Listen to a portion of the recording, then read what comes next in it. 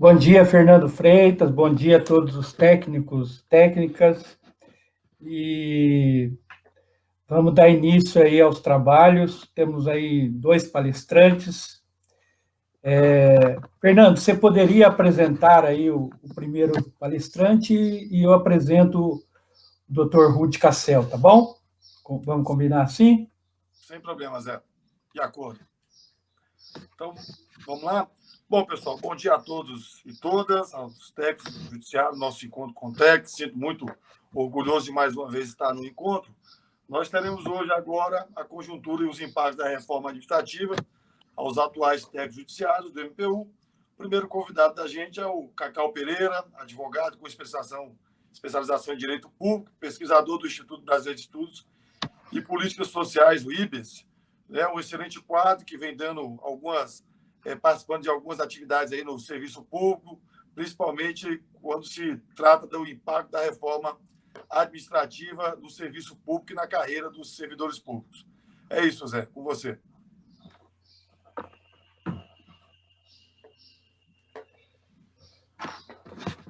Passou para mim? Isso. Também saudar aí os nossos colegas. O técnico é o cargo tronco mais importante da nossa carreira, com quase 70% da nossa categoria, né?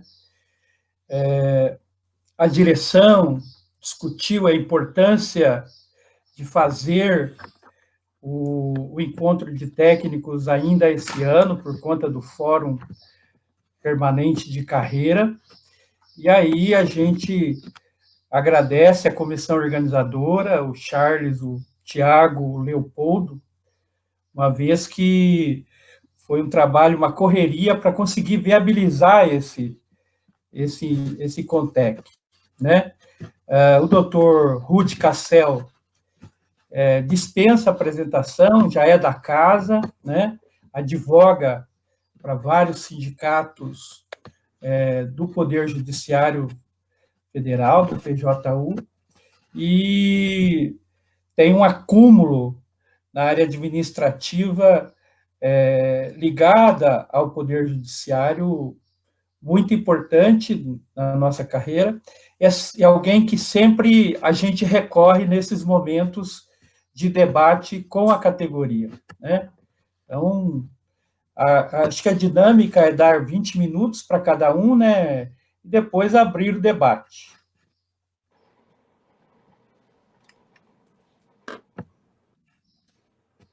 Isso. Deixa eu só ver aqui, Zé, se já consegue colocar aí um dos colegas na sala conosco, Felipe. Acho que o Felipe está no apoio. Isso, Fernando. O Cacau já está habilitado, tá? Microfone e câmera dele. Vamos só aguardar ele autorizar lá.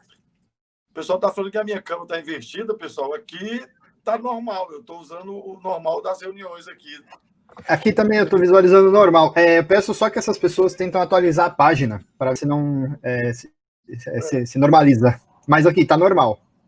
Tranquilo, Bom, eu estou usando o mesmo aparelho que eu usei em todas as atividades da entidade. Cacau, você já está habilitado.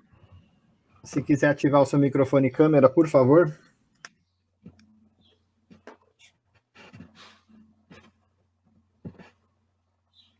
É o Cacau que vai iniciar a fala? Isso, o Cacau já está na plataforma, o Rudy ainda não acessou. Então, podemos iniciar com o Cacau? Pode. Zé, tem problema, Zé? Não, né? Não, tranquilo. Pode ser? Acho que só a câmera do professor que não está habilitada, né? Cacau apareceu agora. Bom dia, vocês conseguem me ouvir? Ok. Ok? Não, a ordem já era essa mesma, né? Isso. Bom dia, Fernando. Bom dia, Zé Aristeia. Bom dia a todos os participantes do encontro. Uma satisfação muito grande, mais uma vez, poder estar com vocês aqui da FENAJUF, buscando colaborar nas discussões. Eu e o doutor Rudy conversamos um pouco antes desta atividade, e tendo em vista que, embora o tempo seja um tempo razoável, 40 minutos, são 2 expositores, nós teremos que abordar um pouco de conjuntura, da reforma administrativa e os impactos mais específicos em relação aos técnicos. Então, entre nós dois, nós estabelecemos uma divisão, né, na abordagem dos temas, de maneira a não concorrer um com o outro e tentar trabalhar o máximo de informações para que a gente possa municiar os debates. Então, queria fazer esse esclarecimento inicial, né, a apresentação que vai ser feita é fruto de um trabalho conjunto entre nós dois, e, mais uma vez, agradecer a oportunidade de estar aqui conversando com vocês. Indo direto ao assunto, né, porque o tempo também não é tão longo assim, o ano de 2020, seguramente, ele tem um caráter histórico, não é possível hoje nós fazermos grandes afirmações, tirar grandes conclusões do que nós estamos vivendo, mas, sem dúvida, é um ano ímpar na história da humanidade, por todo esse aspecto dessa crise pandêmica global que nós estamos vivendo com o coronavírus e os impactos disso, né, na vida, na sociedade, na economia, no trabalho, enfim, é muita coisa que está mudando ao mesmo tempo a partir desta situação. O ano de 2020 já não se apresentava, digamos, como muito alvissareiro, né? A crise econômica que nós estamos vivendo no mundo, pelo menos desde meados de 2008, ela teve um novo repique no ano passado e prenunciava para esse ano um ano de dificuldades, possivelmente com queda na economia, com dificuldade de recuperação, mas tudo isso, evidentemente, foi muito acelerado pela pandemia, pelo coronavírus. E, particularmente no nosso caso aqui no Brasil, nós estamos vivendo um ano muito difícil, porque nós tivemos uma resposta muito errática a essa pandemia. Muita desarticulação, negacionismo em relação à gravidade e à existência da doença, e isso, evidentemente, gerou impactos. Agora, isso não significa que não seja um ano de aprendizado, ou seja, os fatos, né, que nós estamos vivendo esse ano, seus impactos na vida em sociedade, na economia, no mundo do trabalho, eles vão repercutir, eles vão ter continuidade, e num encontro como esse, organizado por uma federação, com trabalhadores de todo o país, é importante que a gente comece por aí. O primeiro aspecto que eu queria destacar é que, no enfrentamento à pandemia, eu vou usar esse termo, embora ele seja controverso, né, o que nós tivemos da parte do governo de turno no Brasil foi que ele não perdeu, na verdade, a sua estratégia econômica, uma estratégia que já vinha sendo implementada, na verdade, a partir do governo anterior do Temer, que é uma reconfiguração econômica do país, um novo processo de desmonte das estruturas de Estado, de privatizações, de contrarreformas que têm alterado direitos públicos fundamentais, e mesmo durante a pandemia, digamos assim, essa estratégia não se perdeu. Você vê que, em meio a uma situação em que você tinha que preservar empregos, nós tivemos toda uma legislação que, na verdade, precarizou ainda mais as condições de trabalho no país, com redução de salário, com redução de jornada, com perda de direitos, etc. O debate da educação que está acontecendo nesse momento, por exemplo, a aprovação do Fundeb com a inclusão de repasse de verbas para entidades privadas. No debate de socorro aos estados, por exemplo, né, ele serviu para, na verdade, acelerar a reforma administrativa, com todo o debate que envolve redução de salário, de jornada, e a própria PEC 32, né, que foi apresentada o ano passado, mas que volta à baila a todo o tempo, como necessária para o equilíbrio das contas.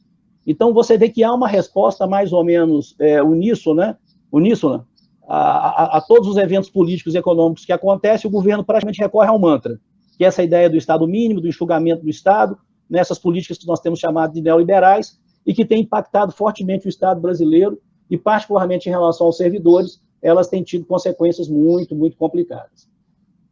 Isso tem uma importância grande, porque é, na verdade, no terreno da política que essas coisas estão sendo decididas.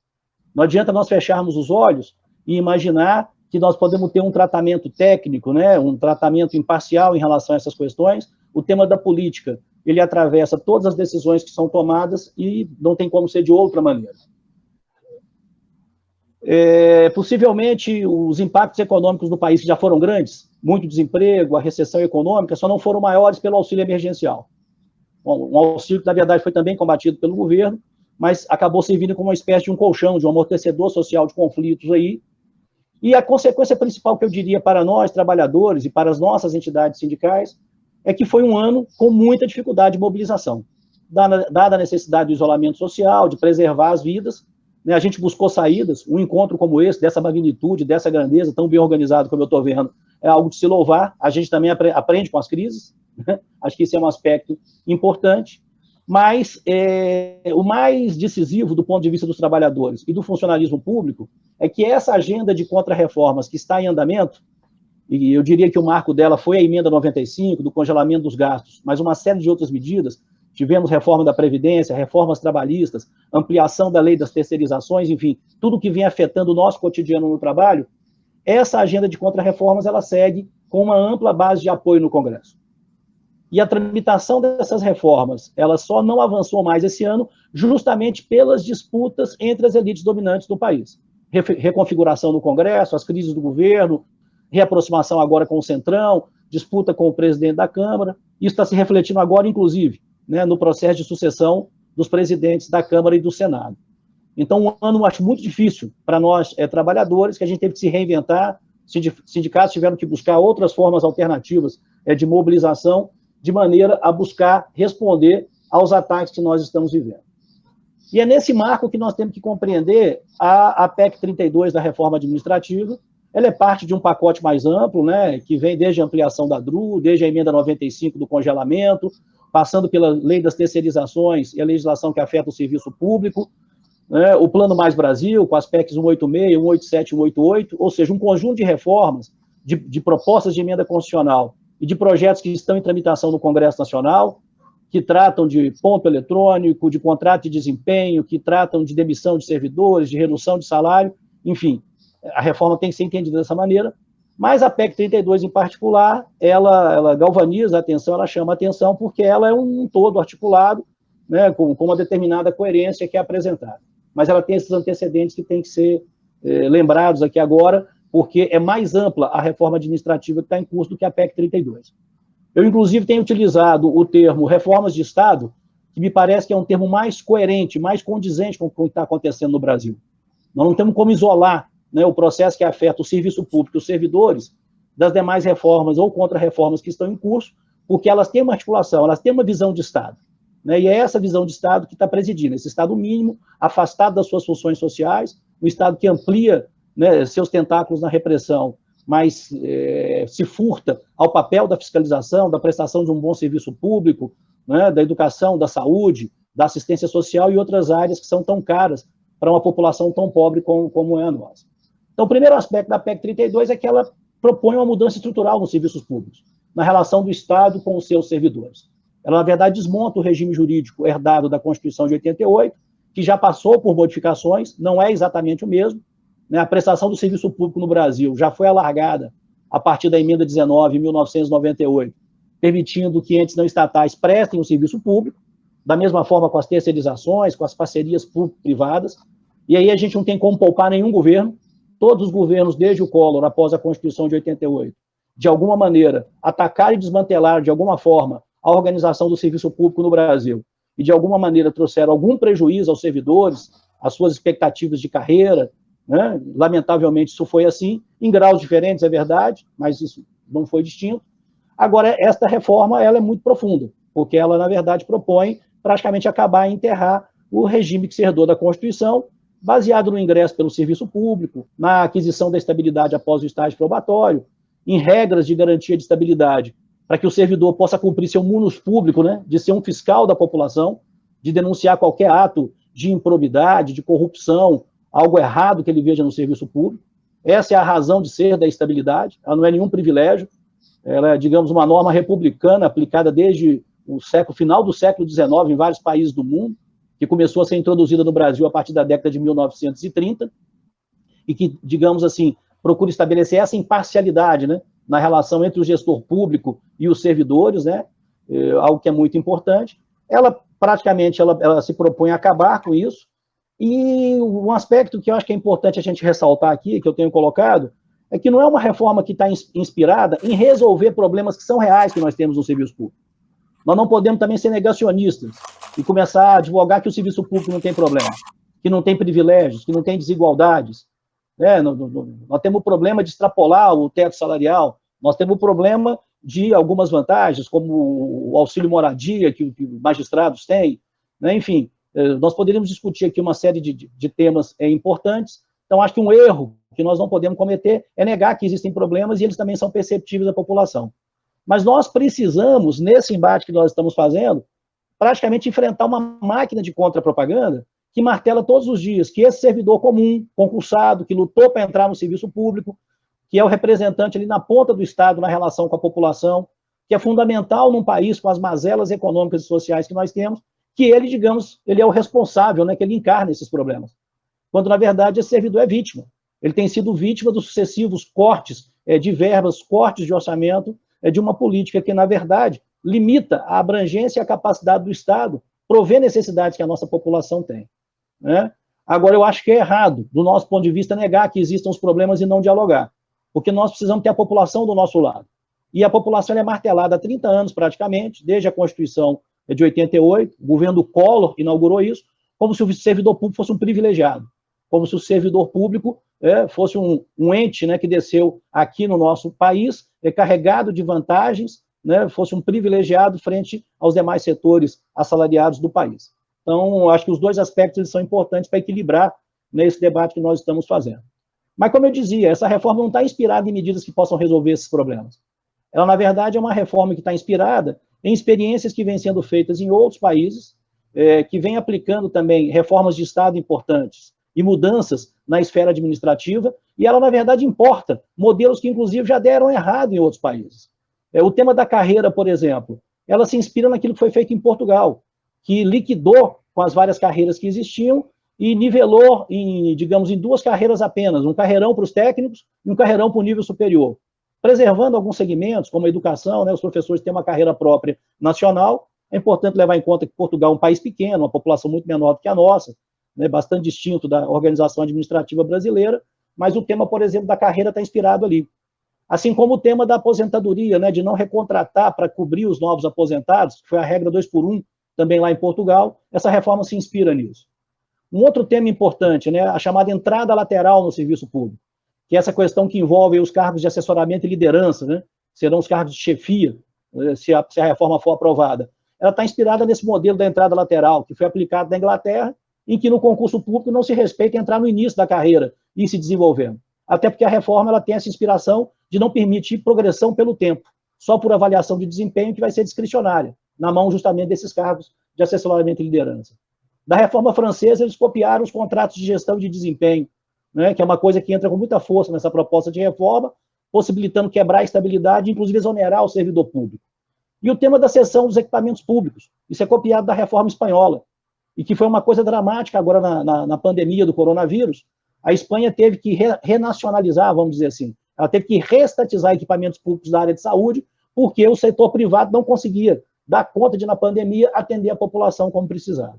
Então, é uma reforma que está copiada de experiências internacionais, de países completamente diferentes, de muitas que não deram certo, importa isso para o Brasil como se fosse a verdade, né, do Banco Mundial e dessas instituições multilaterais que advogam essa ideia desse Estado mínimo que se afasta do seu compromisso social, de uma prestação de serviço qualitativa para a população e que, logicamente, exige valorização do servidor público, respeito aos seus direitos, para que esse serviço possa ser prestado em alto nível para a nossa população. O principal aspecto aí é o fim do concurso público. A reforma institui 5 novas formas de ingresso no serviço público, a maioria delas não se dá mais pelo concurso, né, preservem alguns, ou a seleção simplificada, e isso abre caminho para o nepotismo, para o compadrio, para essas relações incestuosas que a gente vê de rachadinhas e outros problemas, que tem a ver justamente com essa quebra da impessoalidade. O colega que me antecedeu fez referência a alguns novos princípios constitucionais, né? Esse princípio da subsidiariedade, que tira a primariedade, né? Que tira a prevalência da administração pública na prestação de alguns serviços. Extremamente preocupante. Ou seja, o Estado vai ficando numa posição cada vez mais subalterna. E aquilo que hoje, excepcionalmente, pode ser prestado por um ente privado, passa a ser a regra. É uma reforma que, por quem ela afeta, ela já diz muito. Ela deixou de fora os magistrados, né? Ela deixou de fora os parlamentares, deixou de fora as Forças Armadas. Em contrapartida, atinge fortemente a base de todos esses poderes, desmantelando a carreira, né? Alterando direitos. É uma reforma, inclusive, de cunho muito autoritário, porque permite extinção de órgãos, se aprovada, a partir de decreto, na administração indireta, por exemplo. Permite a modificação depois, sem necessidade de emenda constitucional, dos direitos substantivos, né, que os servidores têm em todas as esferas. Atinge os municípios, os estados, o Distrito Federal, atinge a União, ou seja, todos os servidores estão dentro. Eu fiz um levantamento e, analisando a propaganda que faz o governo, né, e quais seriam os segmentos que poderiam, digamos, ter algum privilégio, vamos chamar assim, ou direitos que poderiam ser mexidos, eu fiz um levantamento pegando os magistrados, a Advocacia Geral da União, eu peguei o Banco Central, porque vez por outra entra como carreira típica também, o Ministério Público, os diplomatas, e nós não temos mais do que 40 mil servidores, digamos assim, que estariam nesse topo, né, da carreira no servidor público. São 40 mil servidores, né, para um universo de 12 milhões de servidores. Então, vejam vocês que é uma reforma que justamente deixa de fora esse segmento para poder atingir os outros quase 12 milhões que estão envolvidos. Então, o discurso que está sendo feito é um discurso que leva à confusão, mas é um discurso que, evidentemente, impacta numa população que está muito sofrida, que está vivendo a realidade desse novo século, que é um século marcado pela precarização do trabalho. Quando se tem vínculo de trabalho, né? Porque a regra começa a ser cada vez mais no setor privado da economia, a ausência do vínculo. É o trabalho por pessoa jurídica, é por MEI, o trabalho por plataforma, por aplicativo, que vai se ampliando, e é justamente essa precarização que dá a base para que esse trabalhador do setor privado olhe para o servidor e pense que é um privilégio ter estabilidade, sem entender o compromisso social que significa a estabilidade do servidor em relação ao tema que eu já tratei aqui, da denúncia de qualquer falcatrua, de qualquer situação irregular que ele veja no serviço público. Então, quem ficou de fora da reforma diz muito sobre o seu caráter. Justamente aqueles que você poderia talvez mexer, né, e equilibrar mais as relações do serviço público, em termos de disparidade salarial, de determinados benefícios que não são de todos os servidores, esses justamente estão de fora, né? O outro tema que me parece importante tratar aqui é que a reforma ela já atinge fortemente os atuais servidores, porque ela permite, como eu já disse, extinção de cargos, transformação desses cargos, fim de gratificações e de funções, autoriza o encerramento, né, do funcionamento de autarquias e fundações por decreto, o que é algo extremamente autoritário. Numa situação como essa, o remanejamento desses servidores vai ficar nas mãos do governo, vai gerar perda salarial, porque quando um órgão é extinto e tem remanejamento, o servidor não tem a garantia do salário integral. É uma proporcionalidade, e feito um cálculo basicamente como se ele tivesse aposentado. Perda de vantagens, por exemplo, quando de licença ou de afastamento, o fim das escolas de formação e aperfeiçoamento, o caráter que assume a avaliação de desempenho, a desconstitucionalização das mudanças, que passam a ser por lei complementar ou ordinária e deixa de ser por PEC, o enfraquecimento dos regimes próprios de previdência, que é outra coisa muito importante. As novas formas de ingresso no serviço público, os novos servidores não irão ou poderão deixar de ir mais adiante para os regimes próprios de previdência. Então, imagine vocês, nós passamos por toda uma mudança na previdência dos servidores, com quebra de paridade, quebra da integralidade, aumento de alíquota de contribuição, né, dificuldades para acúmulo de benefícios, como aposentadorias e pensões, enfim, uma série de mudanças prejudiciais aos servidores, e agora vem uma reforma que propõe colocar todo mundo no regime geral, enfraquecendo financeiramente, podendo criar um desequilíbrio atuarial nesses fundos daqui a algum tempo, o que pode ser motivo para se realizar outra reforma da Previdência e aumentar a alíquota, retirar benefícios. Então, tudo isso está embutido na reforma e isso só demonstra o seu caráter, do meu ponto de vista, reacionário para o Estado brasileiro, prejudicial para os servidores e para a população. E temos ainda alguns aspectos, que é o aspecto do autoritarismo, quando permite, por exemplo, militarização de algumas áreas, né? A área da educação e da saúde, por exemplo, passa a ter a possibilidade de que servidores militares da ativa possam ocupar cargos civis, algo que, digamos assim, não tem paralelo na história recente do país depois da redemocratização. É uma reforma que ainda, digamos assim, afeta o pessoal das estatais, ela não está restrita ao serviço público em sentido estrito, né? Ela afeta também os empregados públicos de empresas estatais, sociedades de economia mista, enfim, e traz todo esse, digamos, esse escopo. Então, para encerrar no minutinho que nos resta aí, eu acho que os principais problemas que estão colocados aí, do ponto de vista nosso, né, trabalhadores dos serviços públicos, e que temos que dialogar com a população. É uma reforma que desmonta o serviço público, desmonta o regime jurídico, ataca os direitos dos atuais servidores e abre caminho para uma ampla precarização do serviço público. Ela promove o aparelhamento do Estado, porque o que vai valer a partir daí é a indicação política, fundamentalmente, com a quebra do concurso, essa possibilidade das indicações amplas. Ela intervém na dinâmica sindical, né, através de determinadas cláusulas que proíbem cláusula de estabilidade e outras questões. Ela retira direitos que afetam também esse grupo, né, dos empregados públicos, e ela, na verdade, ela não traz uma solução, nem de curto, nem de médio, nem de longo prazo, para enfrentar as mazelas que nós temos. Para os altos salários, para a disparidade salarial, para determinados direitos que sim são privilégios e que poderiam ser, digamos, atacados por essa reforma. Penso que nós teremos um embate muito forte pela frente, na medida em que a pandemia não retrocedeu, né, estamos vivendo essa segunda onda, isso nos cria uma dificuldade, mas nós precisamos ampliar o nosso diálogo com a sociedade. Precisamos, primeiro, entre nós, servidores, termos a compreensão do tamanho, da abrangência, do alcance dessa reforma. Mas o fundamental vai ser o diálogo com a população. E eu, particularmente, destaco aí os servidores públicos dos municípios, que é onde nós temos quase 60% dos servidores públicos desse país, ganhando salários hoje que estão numa média muito baixa, né, não chega a R$2.000 a média do servidor público municipal. A essa população nós temos que dirigir e mobilizar nesse grupo de servidores para enfrentar esse ataque tão brutal. Fico por aqui e aguardando aí as perguntas, os questionamentos para colaborar com vocês. Mais uma vez, obrigado, damos seguimento aí.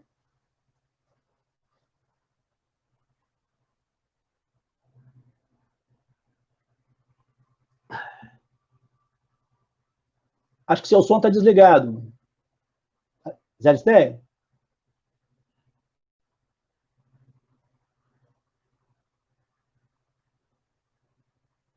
Aqui, pelo menos, eu não estou ouvindo. Acho que está desligado o seu som.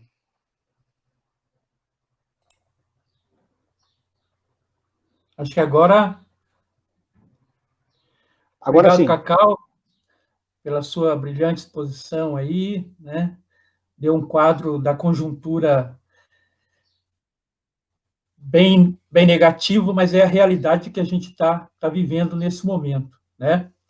E não sei se o Dr. Rude já se encontra por aí.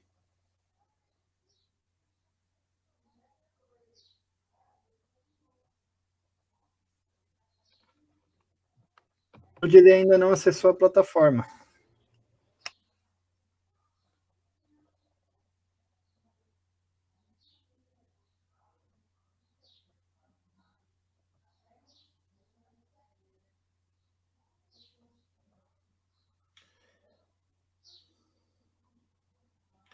Lembrando que as inscrições já estão abertas, viu, para as perguntas e para o debate. Lembrando que vai até a metade do tempo do segundo palestrante. E, se não me falha a memória, são 6 inscrições de homens e 6 inscrições de mulheres que falarão alternadamente.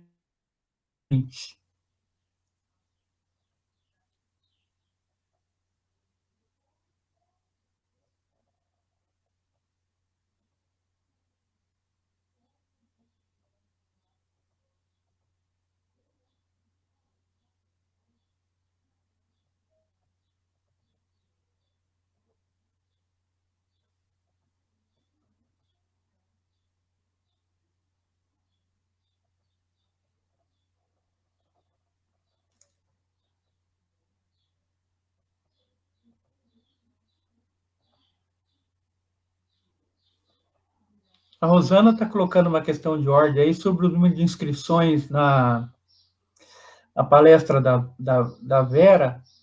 Eu não vejo dificuldade que a própria mesa acate essa questão de ordem no momento oportuno. Eu acho que não teria problema nenhum de manter essa equidade.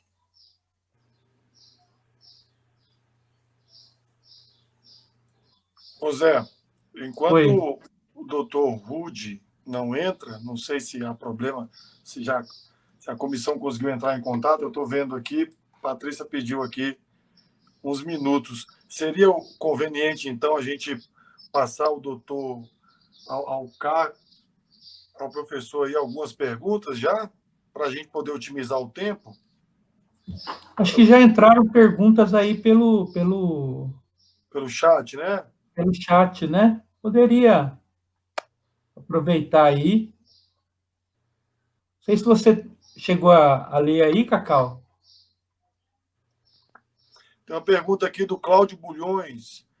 O que você acha que realmente irá acontecer com as carreiras do PJU, que é do Poder Judiciário da União?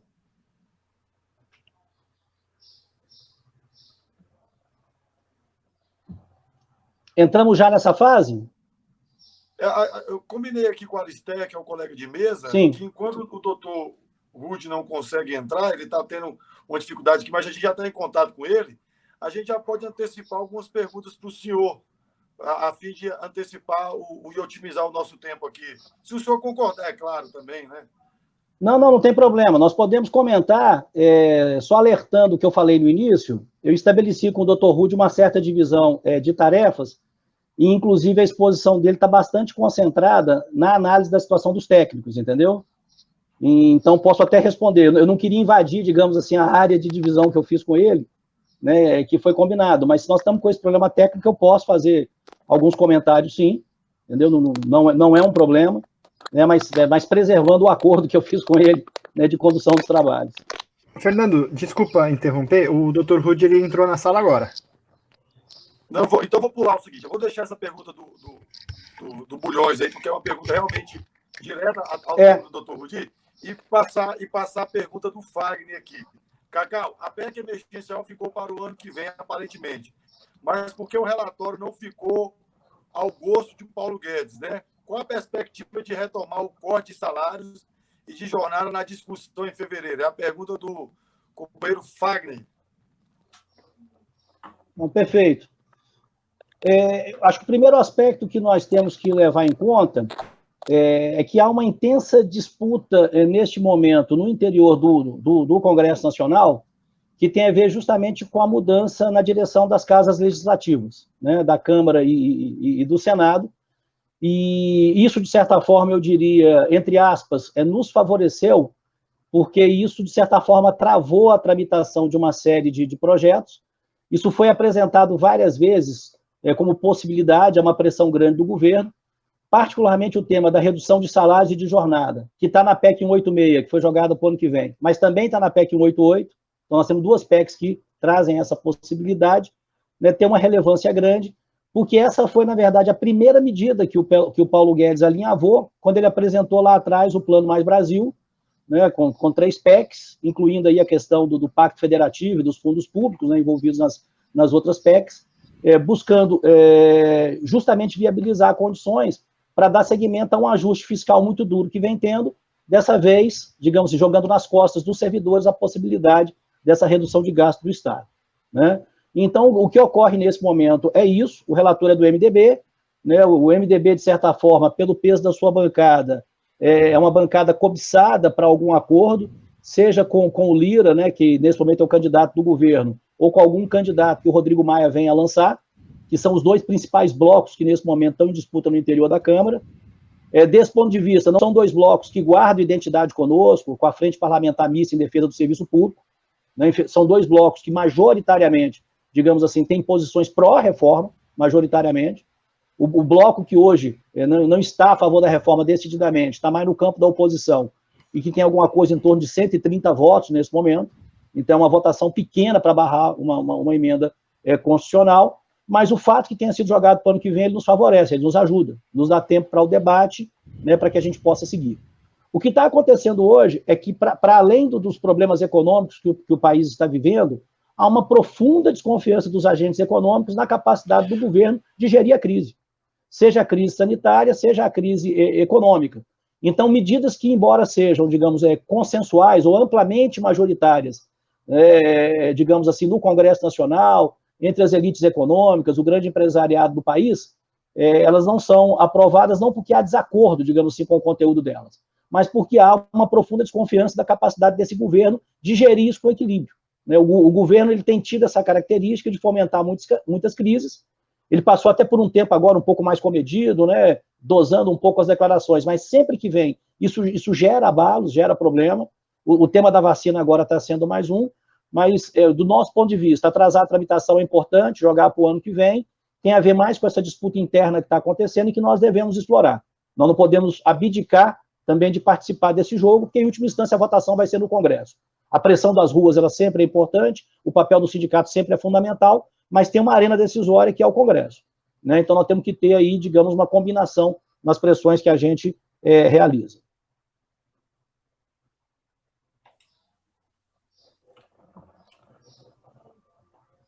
Obrigado, Cacau. Parece que o Dr. Rude já está presente aqui conosco, não é isso, doutor? Sim, vocês me ouvem? Só não consigo acionar a imagem aqui, não sei por que razão. Dr. Rude, preciso que outras pessoas desabilitem a câmera para você ter acesso à sua, ok? Ah, entendi. Tá bem. Estou aqui, sim. Houve um conflito, um equívoco de agenda, mas espero que ainda tenha tempo aqui de participar com vocês e não prejudicar o andamento dos trabalhos. A sua câmera Obrigado está pelo... habilitada, ok, Rude? Oi? A sua câmera já pode ser habilitada. Ah, já pode ser habilitado. Tá. Sim, sim. Aqui. Pronto. Olá, Aristeia. Olá, doutor. Tem 20 minutos, doutor, para fazer a sua explanação. Depois a gente abre para perguntas. Seja bem-vindo, né? Seja Obrigado. da casa, várias vezes está conosco aqui. Sinta-se à vontade aqui entre os técnicos, tá bom? Um abraço. Obrigado pelo convite. Eu cumprimento os técnicos, Cacau Pereira, que me antecedeu, e os demais que nos assistem aqui ou organizam esse Contec. Lembrando que, em relação à reforma administrativa, o risco da terceirização pela PEC 32 e mesmo da execução indireta das atividades, tanto meio como fim, se torna mais do que uma realidade, mas uma promessa, né? Então, os técnicos já têm enfrentado isso em algumas áreas, têm lutado contra terceirizações como na área de segurança, e com a proposta apresentada para ser a reforma administrativa junto com as PECs que tratam do plano emergencial, nós temos uma situação que é bastante difícil, né? Bastante difícil não só para os técnicos, mas para todos os servidores públicos, estejam na área fim ou na área meio. E no caso do Poder Judiciário, não é diferente. Nós vemos uma série de alterações que a reforma administrativa faz, seja no plano principiológico, como em relação aos atuais servidores, que eu acredito que o Cacau já tenha abordado antes de mim, então eu não vou me deter mais nesses pontos, e se alguma coisa ficar faltando, fiquem à vontade para me perguntar. Mas eu vou direto para o tema que envolve uma questão antiga e já aprovada na FenaJuf, em relação ao reposicionamento de técnicos judiciários do nível médio para o nível superior. Isso, hoje, eu tenho falado em outros eventos sobre como fazer isso, como isso seria possível, e isso não é inconstitucional, se feito da forma adequada, e sempre isso que parece tão complicado tem relação com uma alteração na 11.416, onde você estabelece que o requisito de ingresso seria o nível médio para técnicos e mudaria ali para nível superior. A grande pergunta que tem surgido com relação a esse ponto, diante do cenário que nós enfrentamos agora, isso resolveria o problema de extinção no futuro, ou da colocação em extinção do cargo de técnico judiciário? Me parece que não resolveria problema para nenhum servidor do Poder Judiciário, por mais que se diga que determinadas áreas e especialidades estariam protegidas de uma alteração pela reforma administrativa. A verdade é que, se você observar o texto, as possibilidades de, tanto a de execução indireta, que o Supremo recentemente disse que pode ser para a área fim e área meio, sem violar em ADI, sem violar o princípio do acesso ao cargo público, se você observar em relação a essa possibilidade, também o fato de que a PEC 32 deixa muito evidente de que até comissionado você vai incluir em todas as funções possíveis, inclusive nas técnicas, não mais só nas gerenciais e estratégicas, ou não mais só em direção, chefia e assessoramento, e você não tem mais reserva para cargos da carreira, ou seja, para a carreira do Poder Judiciário, que hoje há uma reserva para servidores da carreira, essa reserva desaparece, porque passa todos os cargos IFCs, todos os CJs e FCs passam a ser cargo de natureza gerencial, estratégica ou técnica, e são os cargos de liderança, né, que eles chamam agora, liderança e assessoramento. Então, quando você observa todo esse aparato em que você permite que pessoas sem menor qualificação ocupem o espaço, o poder público, inclusive os espaços físicos do poder público, sem contrapartida, e sem uma filtragem que envolva a qualificação, como ocorre em relação ao concurso que vocês fizeram, você percebe que a tendência é onde há servidor em cargo efetivo hoje, usar uma daquelas modalidades mais precárias para o provimento, ainda que você renove modalidades temporárias de contratação. Então, isso pode acontecer em qualquer área, em qualquer especialidade. Mas é verdade que, num cenário como esse, embora hoje seja fundamental você evitar que essa reforma passe, essa reforma ela não atende nenhuma das premissas que supostamente viria, como era divulgado antes da PEC 32, e, além disso, você tem, mas tem essa possibilidade de passar o técnico judiciário para nível superior. Agora, é muito importante aqui, eu vou frisar digamos assim, esse núcleo dessa ideia, que é o seguinte: quando você reposiciona o técnico judiciário, você não pode unir o técnico ao cargo de analista. Tá? Esse é o primeiro aspecto que tem que ser observado, e afastada a tendência que nós temos de jogar todos no mesmo cargo, certo?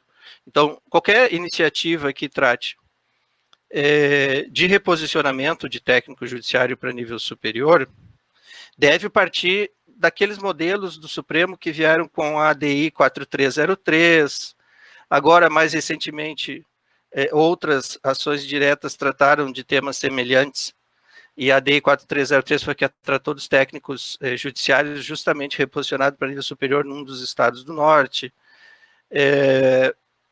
Então, seguir uma certa estrutura para evitar que isso seja objeto, ou pelo menos que seja objeto de uma ADI procedente, né? E para isso, evidentemente que se você tiver uma autoridade disposta a impugnar, ela consegue impugnar em ADI qualquer coisa, o resto entra na linguagem. Mas se você tiver essa linguagem adaptada ao que o Supremo vem dito sobre onde é possível fazer o reposicionamento de técnicos judiciários, e isso ocorre com a elevação da tabela, o requisito de ingresso para nível superior, e a inclusão desses técnicos dentro todos são reposicionados, ou seja, você não guarda um pouco num lado e passa a exigir nível superior. Você reposiciona todo o cargo ou toda a carreira, como é hoje, sem misturá-lo a outro cargo ou outra carreira, e altera o requisito de ingresso na legislação. Isso é o que ocorreu e tem sido admitido, sem mexer, em princípio, em mais nada de forma radical, né? Você apenas faz isso. Então, fazendo isso, como eu já falei em outros eventos, e para não tomar mais o tempo de vocês em relação às perguntas, essa seria a fórmula ideal, e eu fico à disposição, Aristeia, para esclarecer eventuais dúvidas aí que surgirem. Muito obrigado e perdoem o atraso.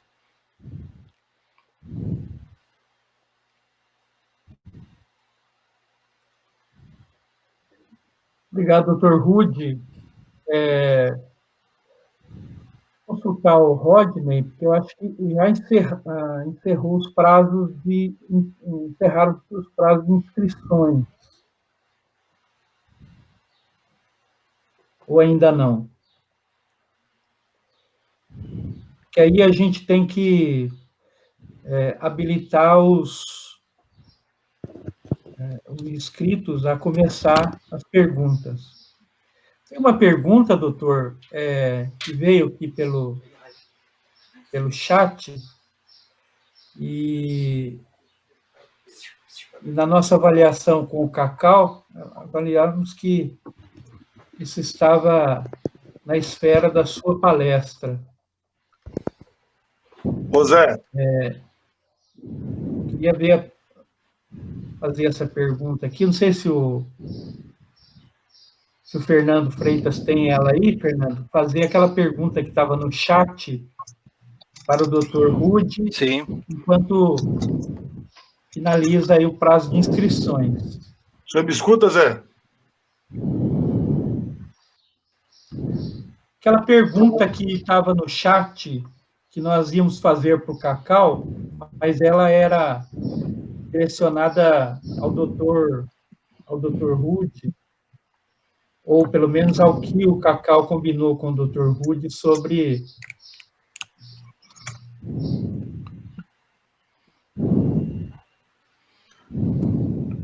Não sei se eu estou com áudio. Está me escutando aí, Zé? Estou ouvindo. Não, era sobre a extinção, a reforma administrativa, como é que ela vai afetar as carreiras do PJU, e especialmente a de técnico judiciário. Essa que foi feita logo no início, e aí o professor Cacau resolveu deixá-la para o senhor.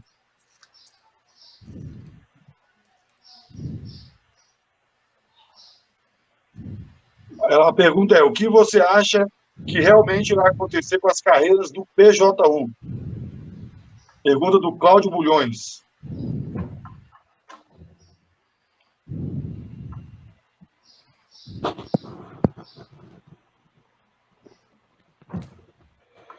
Conseguiu ouvir aí, Zé?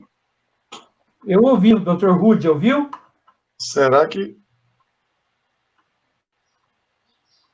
Eu ouço você, Zé, mas não ouço mais ninguém. Pessoal da sala... Houve uma pergunta no chat aqui sobre o que você acha da possibilidade da extinção das carreiras do Poder Judiciário da União com a reforma administrativa. Sim, esse risco ele se amplia. Eu diria que ele...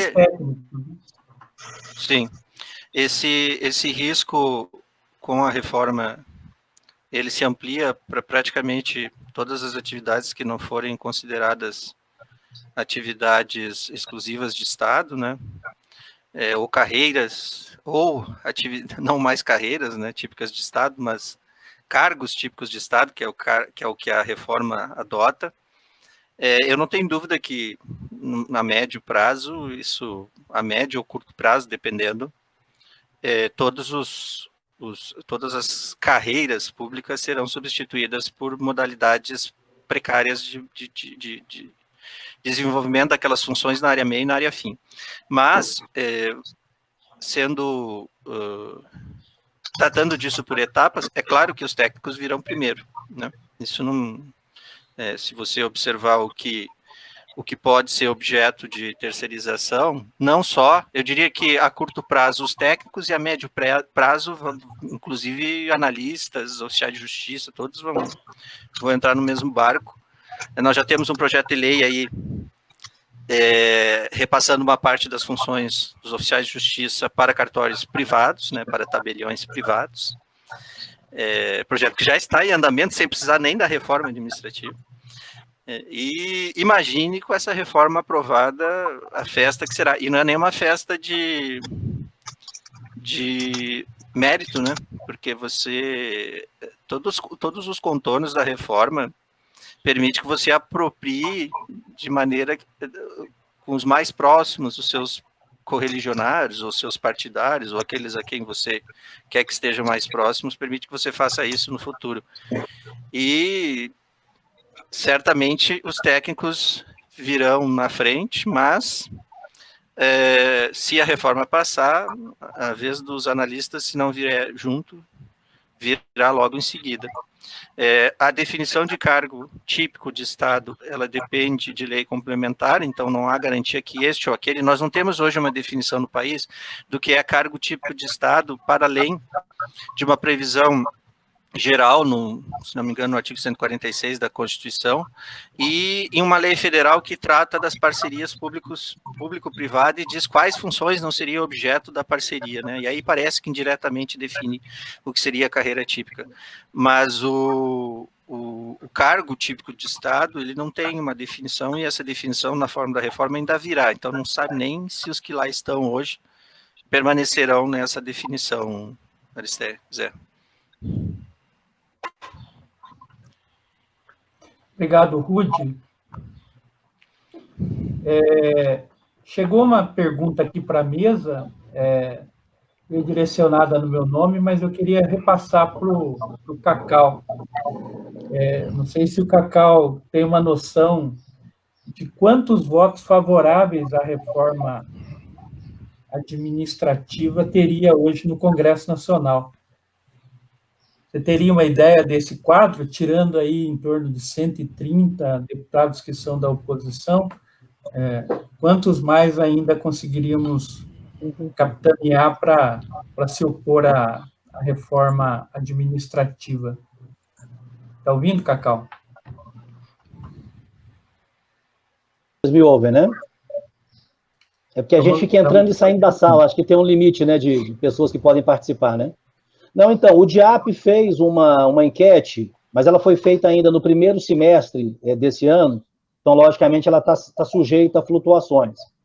E o que nós tínhamos naquele momento era um bloco mais fechado contra a reforma, em torno de 130 votos, né, o que não é desprezível, mas é insuficiente para evitar a maioria necessária para aprovação. Né? A reforma, vocês sabem, ela tem um rito próprio, né, com 2 turnos em cada casa, a votação, o voto é qualificado, você tem necessidade de 3/5, enfim, tudo isso.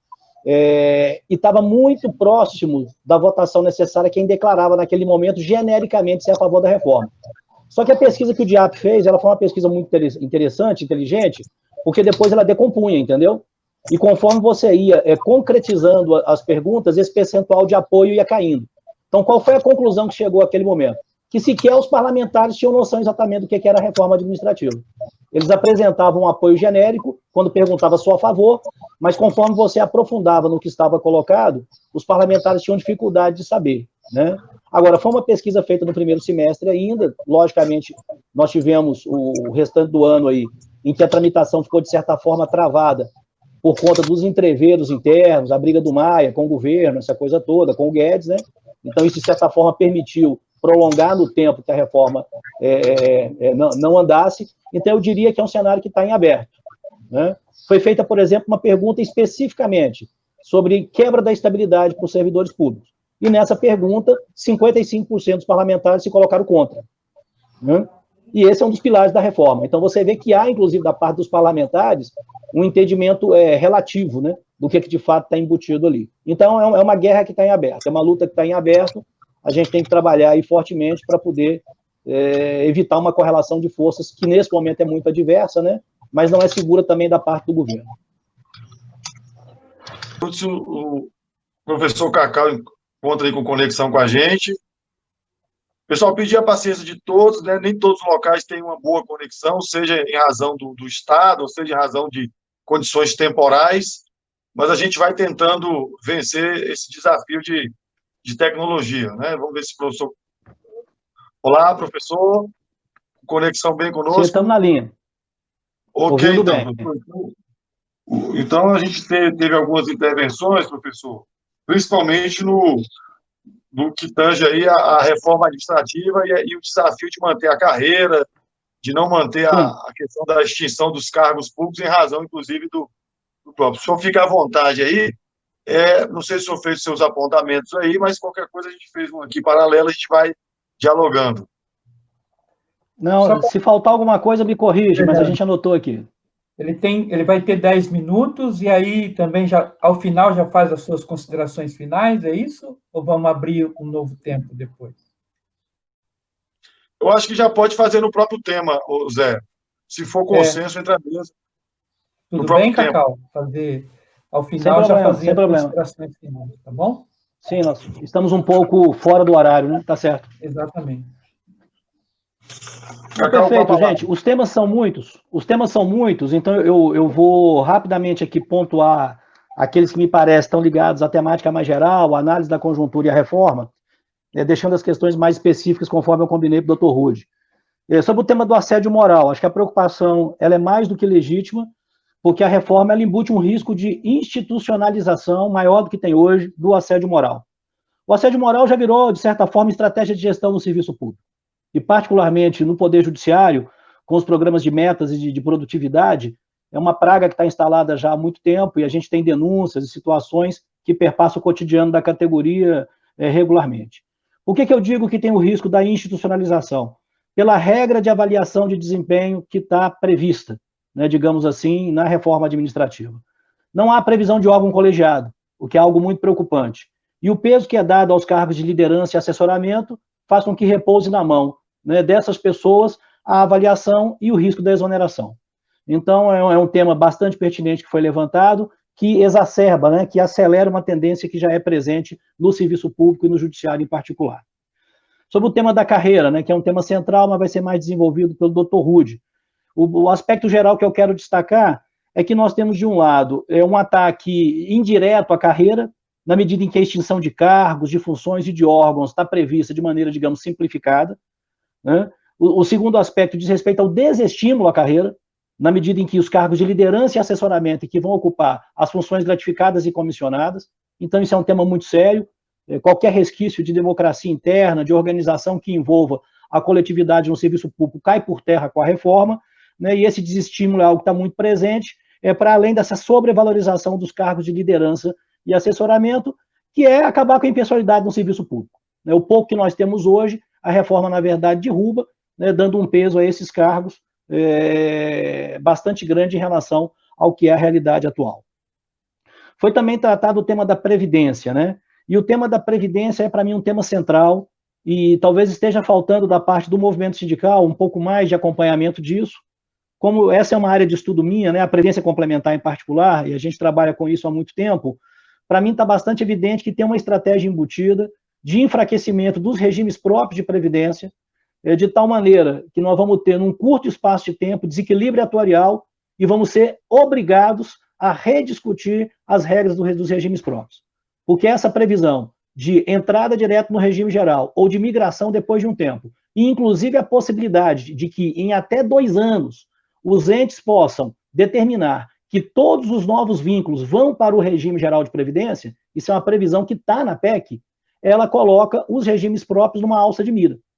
A maioria desses regimes, ou muitos deles pelo menos, estão ainda naquela fase que é a fase da acumulação de reservas, não estão ainda pagando, né, os benefícios, mas dentro de 5 anos, 10 anos, 15 anos, nós vamos inverter essa situação. Todo regime de previdência mais ou menos passa por isso. Ele tem uma fase de acumulação e depois ele tem uma fase em que ele vai gastar mais. E o que a reforma justamente faz é fragilizar a constituição desse período, que é a fase de acumulação das reservas. Então, acho que é um tema que tem que ter muita atenção, porque para quem achava que nós tínhamos passado pelo pior, eu prenuncio que o tema da Previdência pode voltar à pauta num espaço curto de tempo, pelas questões que estão embutidas, né, na reforma proposta pela PEC 32. Sobre o tema das mudanças tecnológicas, né, que foi tratadas pelo Paulo Falcão, se não me engano. Olha, esse é outro tema que talvez a gente não esteja também dando a devida atenção, porque esse governo constituiu uma secretaria, né, de governo digital, ele trouxe para essa secretaria pessoas do mercado ligadas à iniciativa privada, e elas estão aí para fazer 2 coisas. A primeira é a privatização dessa área estratégica do governo. Serpro, Dataprev, né, estão colocados para privatização, são empresas de dados, de tecnologia de informação, que detêm informações muito relevantes do funcionalismo e do povo brasileiro, né? Vamos lembrar aqui que a Dataprev trata de toda a questão vinculada à Previdência Social, E o segundo aspecto é o aspecto que diz respeito à digitalização dos processos no governo. A gente viveu recentemente a experiência do INSS, a formação de uma fila com 1 milhão de pessoas, justamente por conta de um processo mal conduzido, uma digitalização às pressas, a população não tem acesso a isso, ela não administra o app lá, meu INSS, com a facilidade que muitas vezes nós conseguimos administrar. A própria reunião aqui a gente vê, né, vez por outra, questões técnicas às vezes criam uma dificuldade, um atraso, etc. Imagine isso elevado, né, para toda a população. Mas o governo tem essa questão da estratégia da digitalização que está muito presente. O que é que motiva isso? No governo, na esfera federal, nós temos cerca de 170 mil servidores que poderão se aposentar até o ano 2022. E isso é parte essencial da proposta da reforma administrativa. O governo não planeja substituir essas pessoas. Ele planeja digitalizar os processos de tal maneira que ele esvazie as repartições, esvazie as varas, esvazie, né, os espaços de atendimento, joga todo mundo para o atendimento digital, para o telefone, para o app, etc. E isso é uma questão que tem que ser vista com muita atenção. Lamentavelmente, a inclusão digital, que poderia ser algo importante para ganhar tempo, para facilitar acesso e etc., ela está pensada numa outra perspectiva, que é a redução de custos, privatização de determinadas áreas, venda de ativos, venda de imóveis e etc., e no caso de vocês não é diferente. Então, o tema que foi levantado, ele tem muita relevância e ele pode ter um impacto maior até do que vocês já tiveram. Vocês são uma categoria que viveram de maneira muito forte, né? Essa digitalização do processo, PJE, etc., e isso está colocado agora de uma maneira, inclusive, ainda mais forte, né? Por parte da estratégia do governo, e é parte essencial da reforma administrativa, porque eles não trabalham com a reposição, né, desses trabalhadores que poderão, digamos, se aposentar num curto espaço de tempo. Como eu falei, são 170 mil servidores federais até 2022, e chega a 260, 250, 260 mil até o final da década, até 2030. Então, é um número muito grande. O que se planeja é uma reforma realmente estrutural, uma mudança estrutural na forma como se organiza o serviço público no Brasil.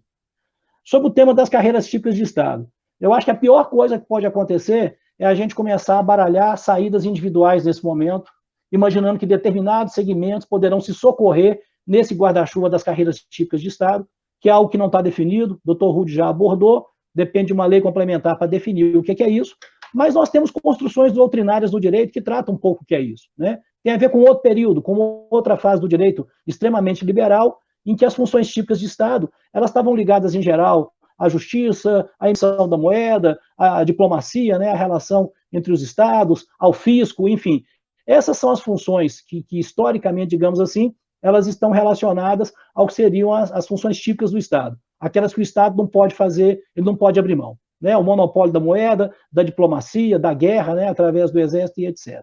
Então, gente, por esse critério, e aí seguramente vai existir algum grau de negociação, de disputa aí, mas poderiam estar entrando nessa situação de carreiras típicas os magistrados, a advocacia da União, né, no Ministério Público, os promotores, né, os procuradores, a diplomacia, que são 1.600 diplomatas no Brasil, é muito pouca gente, a fiscalização fazendária, possivelmente, a da Previdência, já não sei, do trabalho, já não sei se entraria, muito provavelmente não, especula se o Banco Central entra ou não, mas são 3.600 servidores, ou seja, é um universo muito pequeno de pessoas que estão vinculadas. Então, não acho que essa é uma boa estratégia, você tentar buscar, né, a proteção a partir de vincular, né, o seu segmento ao que seriam as carreiras típicas, não me parece seja um bom caminho. Nós temos que travar um combate que seja um combate de todos nesse momento, que tem a ver com tentar travar a tramitação, impedir a aprovação da reforma, e talvez no segundo momento, se isso estiver colocado, logicamente tem que se avaliar, né, outras estratégias, outras formas de mobilização que estão colocadas. Acho que, particularmente, em relação ao que diz respeito às áreas técnicas, a intenção do governo, ela não está na reforma, mas prepara caminho para isso, é, evidentemente, você ter uma carreira única de nível médio, que possa, inclusive, permitir, né, a permuta, né, o trânsito de servidores desse segmento entre as várias áreas da administração. Então, o servidor não é da Justiça, ele é servidor do Estado. Ele pode estar na Justiça, pode estar na universidade, pode estar no Instituto Federal, pode estar no INSS, porque esse é o modelo que globalmente tem sido adotado.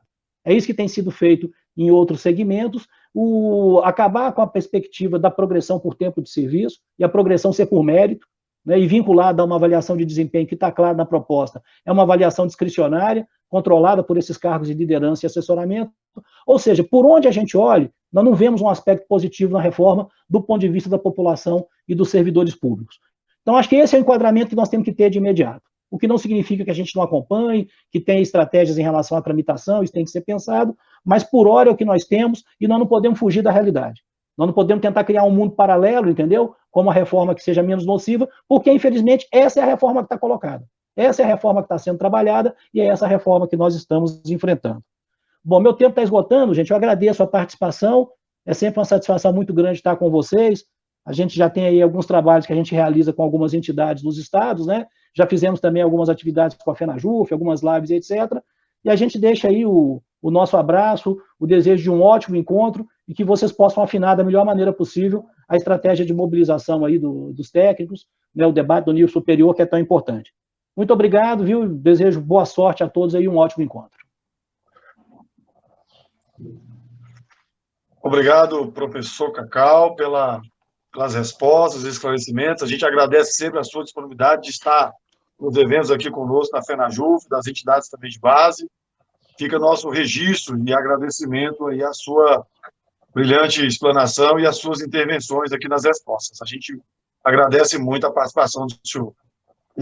Só para dar continuidade aos trabalhos, Henrique, eu queria registrar em nome da diretoria da FENAJUF o nosso lamento e as nossas condolências aos familiares e amigos dos dois servidores que faleceram em razão do Covid. Então, aos familiares e amigos aí do Sintrajude, receba em nome da diretoria da FENAJUF todo nosso sentimento e a nossa nota de pesar e também o nosso apoio à luta para a preservação da vida dos trabalhadores nessa pandemia. A gente tem acompanhado aí a dificuldade de vários estados na condução, com a insensibilidade da administração, que quer retornar ao trabalho sem qualquer tipo de segurança aos trabalhadores. Ô Zé, eu queria consultar o colega Zé Aristé de Mesa. Houve uma intervenção no chat aqui, colocando que a gente abriu mais uma inscrição para o campo das mulheres, e aí houve um pedido para que a gente abrisse mais uma inscrição ao campo dos homens, na pessoa do Cláudio Bulhões. Quero manifestar que eu não vejo problema nisso, já que foi consensuado com o campo das mulheres. Queria perguntar ao Zé se há alguma intervenção nisso, Zé. Fernando, a princípio, sim, foi aberto 6 vagas para os homens, 6 vagas para as mulheres. As mulheres tiveram 5 inscrições, né? E aí a gente abriu uma complementar dessas 6, né? A gente tem batalhado na FENAJUF e a gente sofre críticas, às vezes, e com razão, por exemplo, de na abertura não ter os técnicos, não ter mulheres. Esse é um debate hoje na nossa categoria do espaço de igualdade que a gente deve manter.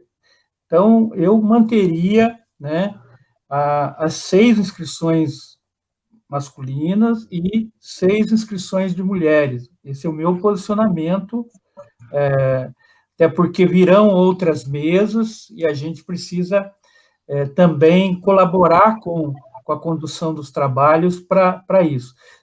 Terão mais 4 oportunidades de inscrições, né? Então, aquele que não foi contemplado nesse momento, a gente pede a paciência para que volte a se inscrever e vai, durante todo o dia, ter oportunidade de expressar as suas ideias. Então, nesse aspecto, eu peço a compreensão para a gente tocar os trabalhos e entregar a mesa para o próximo debate, né, que é fundamental, senão a gente fica nos debatendo aqui, fala, não fala, e a gente perde o conteúdo que é o objetivo desse encontro. Tranquilo, Zé. Eu adiro aí as suas considerações, e aí então a gente mantém os trabalhos conforme inicialmente. Bom, pessoal, agora eu pergunto à nossa assessoria aí se nós temos a questão aí do doutor Rudi. Ele estava com problemas de conexão, tentou por várias vezes se reconectar aí. Eu pergunto ao Felipe. Felipe, nós tivemos algum sucesso aí na conexão com o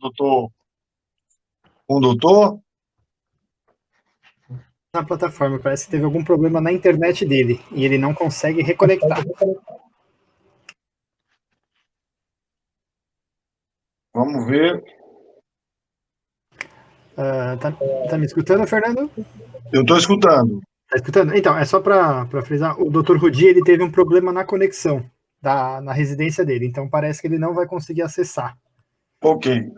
Então, vou pedir só o seguinte, pessoal, como a participação do Dr. Rudi ficou prejudicada em razão da eventualidade da conexão, isso aí é algo que a FENAJUF não consegue prever, né, porque aí depende da conexão de cada localidade.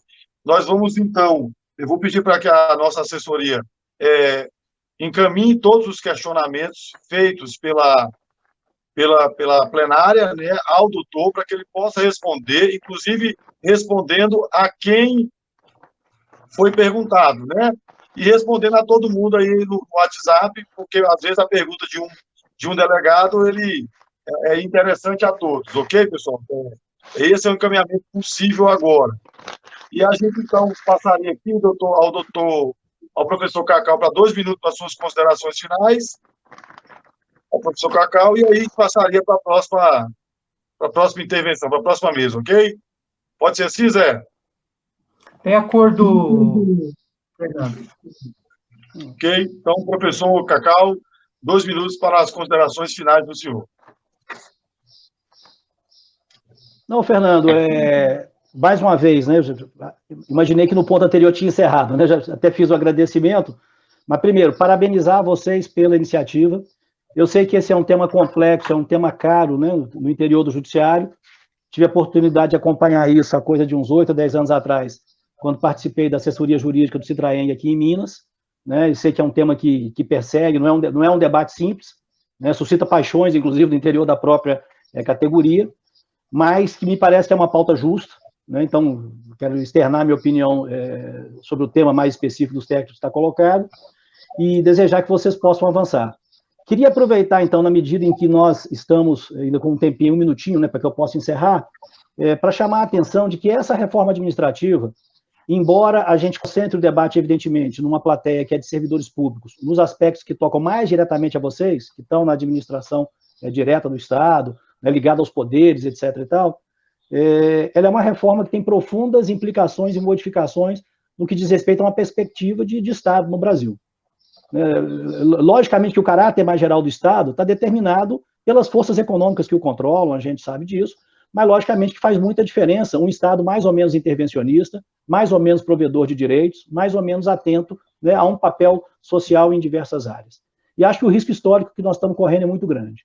Para além disso, é uma reforma que embute uma intervenção na dinâmica sindical, proibindo determinados acordos, né, para trabalhadores das empresas de economia mista, as paraestatais assim chamadas, mas também intervém no direito de greve dos servidores, possibilita a substituição de grevistas, né, através do vínculo temporário que está previsto, ou seja, ela segue num caminho de desconstrução e de ataque aos direitos de cidadania, aos direitos de organização coletiva. Então, queria frisar esse tema aqui ao final, para nós entendermos que nós temos aí um amplo debate a ser feito com a sociedade, com os demais trabalhadores do serviço público e da iniciativa privada, mas com a população em geral. Desejar mais uma vez boa sorte ao encontro, parabéns a vocês pela iniciativa e mais uma vez me colocar à disposição de vocês naquilo que a gente puder ajudar. Uma boa tarde a todos e todas. Obrigado, professor Cacau. Eu também vou me despedindo por aqui. Essa mesa se encerra aqui. Agradecer aí ao professor, agradecer a todos aqueles que participaram de forma muito respeitosa, seguiram o tempo, né, o que permitiu a gente avançar muito. Agradecer ao Zé Aristeia, a quem eu passo a palavra, e já dou por encerrado nossa mesa. A próxima mesa agora será com o Charles e a Lucena, com o nível superior para técnico judiciário, cenário atual e desafios para a sua efetivação. Zé, muito obrigado aí pela companhia na mesa e obrigado a todos. Obrigado, Fernando. Um bom dia a todos. Lembrando que, às vezes, a gente sofre um questionamento do porquê desse debate de conjuntura. E nas falas ficaram muito claro que se a gente não analisa o cenário nacional, mundial, se a gente não faz essa análise de conjuntura, o debate do nosso segmento pode estar completamente fora de contexto, né? A gente lutando por um segmento que pode estar sendo vindo um tsunami que vai acabar com todas as carreiras e não só com a nossa, né? Com o nosso cargo. Então, esse aspecto é muito importante. Eu desejo a todos um bom dia de trabalho. Como foi frisado aqui, as pessoas que estão aqui são as pessoas que lutam, que valorizam o seu cargo, valorizam a sua carreira, valorizam a classe a que pertence, que é a classe trabalhadora. Então, bom trabalho a todos, agradeço ao Fernando a condução dos trabalhos, aos palestrantes e a todos que participaram e vêm construindo conosco esse dia de trabalho que, ao final, será muito frutífero para todos nós. Muito obrigado.